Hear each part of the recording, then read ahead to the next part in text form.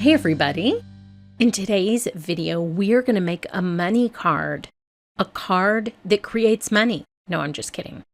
A card for you to give money to someone who rocks, which is the theme of this card. Now, I have this fun little stitched peekaboo die that I'm going to use with the new addition to the money card die line. And I wanted to show you a little trick that I use for lining things up because I'm terrible at lining things up. I find the center of dies like this, just using a ruler, and I mark the center with a Sharpie. Sharpies are magical, and the line will stay there for a long time. Now, my grid mat has a ruler on it as well, so I can measure any kind of square, rectangular, circular die and mark the center so that I don't make things crooked, which is sort of my spiritual gift. So what I'm going to do is I'm going to take the peekaboo die and cut it out of a card panel. And the reason that I'm lining it up, even though technically this is a scrap, is this process is actually going to create two card bases for me. One, the one that I'm working on, which is using this super fun Zentangle coloring book page for the background, and one which is going to be a white layer for another card you'll see in the future. So I'm taking the little lip balm die and cutting an opening in the bottom of the coloring book page, and then you can see the fun stitching detail that this peekaboo die leaves. And that gives me the white piece that I'll use behind the little drum set.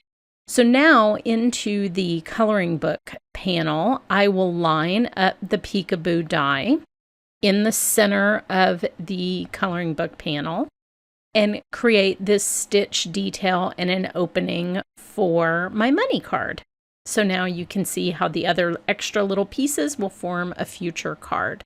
But for now, I wanted the drum set in this adorable little die set to stand out from that kind of busy coloring book background. So I wanted that little white panel, and I still get all the fun stitching detail.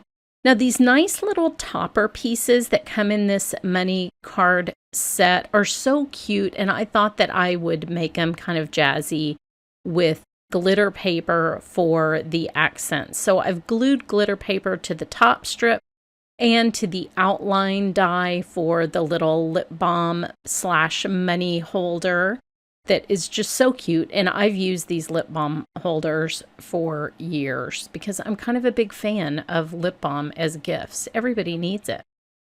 I'm using some double-sided tape here. You don't have to do this, but I like to hold the lip balm holder in place while I'm sort of putting the card together. So I just do that with a little bit of double-sided strong adhesive. Now I have a sentiment strip that is the same size as my money card, which is a full A2 card front. It's 5.5 by 4 1/4.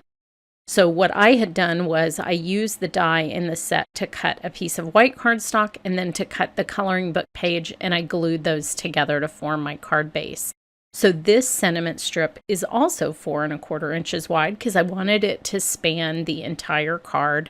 And I have this hilarious sentiment that I'm going to stamp several times so it's nice and black in my Misty. The Misty's great if you're the kind of person that waits until the very last minute to re-ink your ink pad, which is what I do. Doesn't matter because you can stamp it over and over again until it's the perfect blackness. This says you're not just a rock star, you're the whole band. It's so cute. So this will be a fun congratulations money gift. So I will set that down basically on top of the outline for the little lip balm holder.